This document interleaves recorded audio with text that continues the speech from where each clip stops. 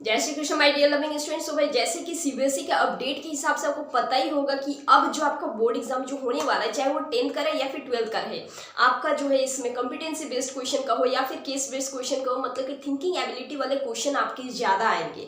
सो यहाँ पे आपको short answer question, long answer question जो कि आप लोग पढ़ते थे, इसके अलावा भी आपको जो है और भी अच्छे तरीके से अपने कंसेप्ट को क्लियर करने हैं।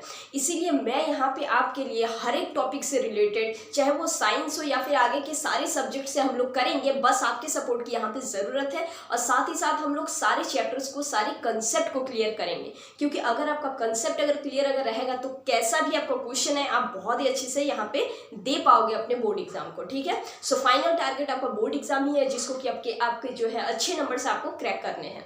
सो भाई हम लोग यहाँ पे कर रहे थे हमारे सेकंड चैप्टर को, केमिस्ट्री के chapter acid base and salt, जिसमें कि आज हम लोग यहाँ पे पढ़ने वाले हैं हमारे केमिकल प्रॉपर्टी।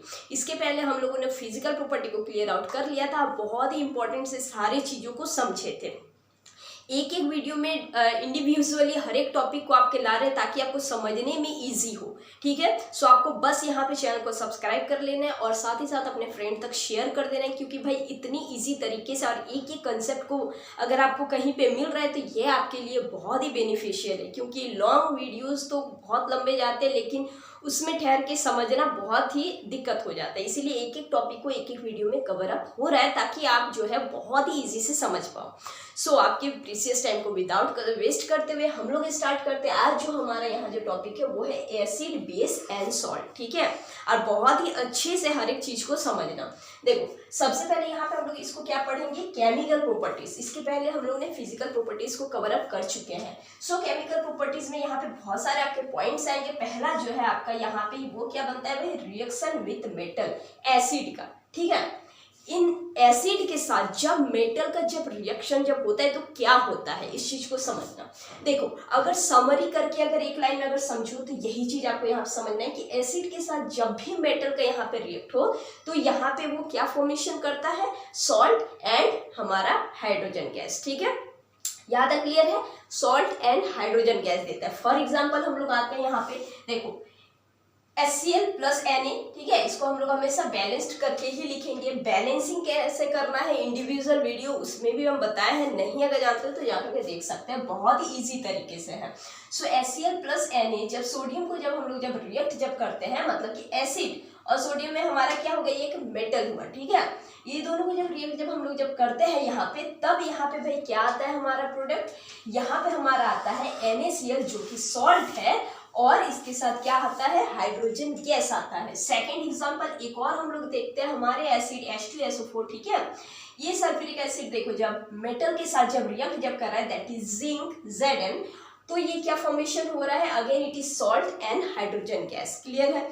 अब देखो कुछ केसेस ऐसे भी होते हैं जो कि लेस रिएक्टिव होते हैं। अगर आपने रिएक्टिविटी सीरीज को अगर देखा है तो वो भी आप लोग देख लो, एक वीडियो में मैंने उसके बारे में भी बताए हैं बहुत ही इजी से। ठीक है, सो लेस रिएक्टिविटी सीरीज अगर आपको याद अगर होगा तो बहुत अच्छी बात है। सो देखो रिएक्टिविटी सीरीज में क्या होता है ना कि कुछ मेटल जो है हमारे, कुछ एसिड जो है उसमें क्या होता है कि वो एकदम लेस रिएक्टिव होता है। और इसमें क्या होता है कि देखो कुछ चीज यहाँ पे जैसे कि हम लोग ले रहे हैं, ये साइड फॉर्मेशन हो रहा है, हमारा हाइड्रोजन गैस हो रहा है, लेकिन कुछ यहाँ पे जो है जैसे कि कॉपर हो गया, ये सारे मेटल जैसे कि हो गया कॉपर, प्लैटिनियम, ठीक है, सिल्वर हो गया, गोल्ड हो गया, ये सारे इसमें क्या होता है कि ये लेस रिएक्टिव होता है। किससे, हाइड्रोजन से। सो हाइड्रोजन से लेस रिएक्टिव होने के कारण जो है यहाँ पे हाइड्रोजन रिप्लेस नहीं कर पाता है, एंड ड्यू टू दिस यहाँ पे क्या होता है भाई कि ये सारे यहाँ पे सॉल्ट और हाइड्रोजन को नहीं दे पाता, यहाँ पे हाइड्रोजन का फॉर्मेशन नहीं होता है।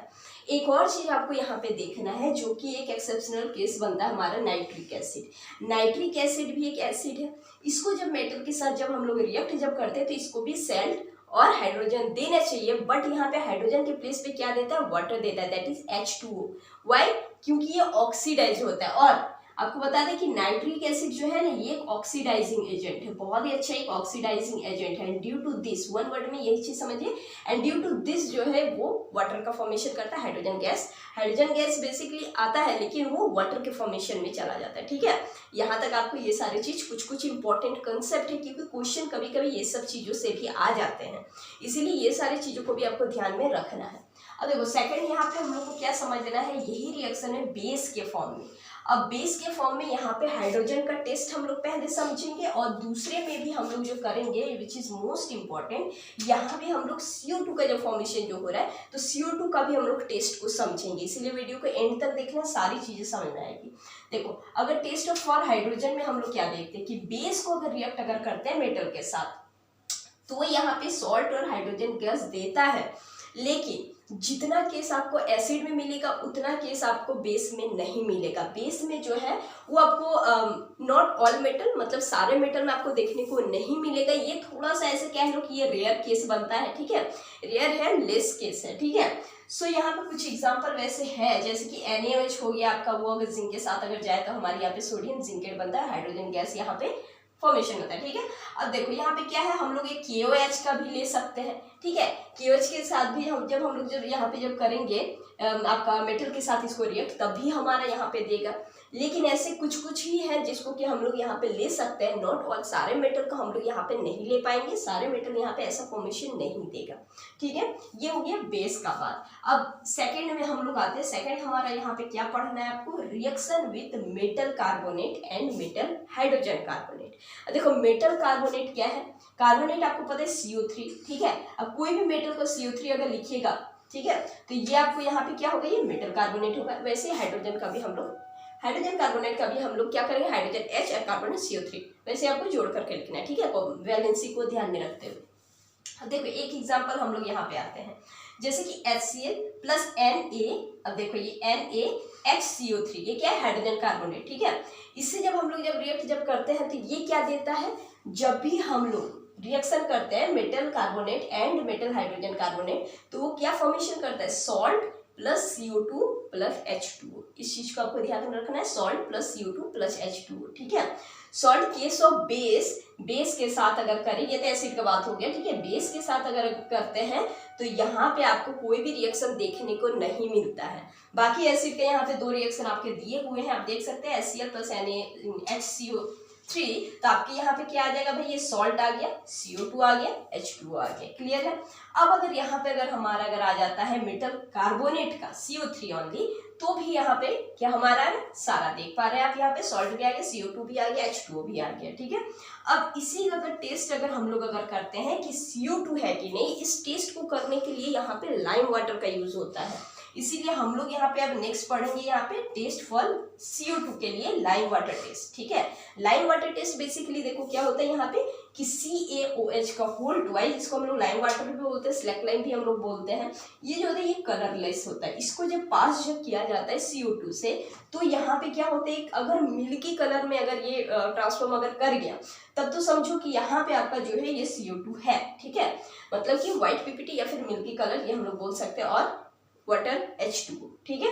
सो यही इसका पहचान है। अगर ये मिल्की कलर में अगर हो गया तो यहाँ पे हम लोग समझ जाएंगे कि ये जो है यहाँ पे CO2 है।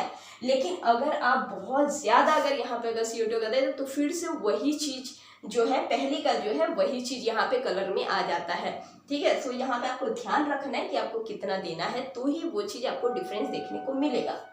आई होप कि आप लोग चीजों को समझ रहे हैं। सो हम लोग यहाँ पे बेसिकली क्या समझे भाई, हम लोग केमिकल प्रॉपर्टी को समझे, जो कि रिएक्शन ऑफ मेटल था, रिएक्शन ऑफ मेटल कार्बोनेट और हाइड्रोजन कार्बोनेट। नेक्स्ट हमारा रहने वाला है कि जब एसिड और बेस को जब रिएक्ट जब करेंगे तब क्या फॉर्मेशन होगा। सो हम लोग उस टॉपिक को नेक्स्ट वीडियो में कवर अप करेंगे। आई होप कि आपको छोटा छोटा चीज़ों को एक एक वीडियो में आप लोग समझ पा रहे हैं अच्छी तरीके से। सो मिलते हैं हम लोग नेक्स्ट वीडियो में, उसको भी हम लोग कवर करेंगे, साथ ही साथ हम लोग और 2-3 टॉपिक को भी लेकर के बहुत ही अच्छे तरीके से कवर अप करेंगे। सो इसके साथ आज का ये वीडियो बस यहीं तरह मिलेंगे हम लोग फिर से नेक्स्ट वीडियो में। Till then keep supporting and keep learning.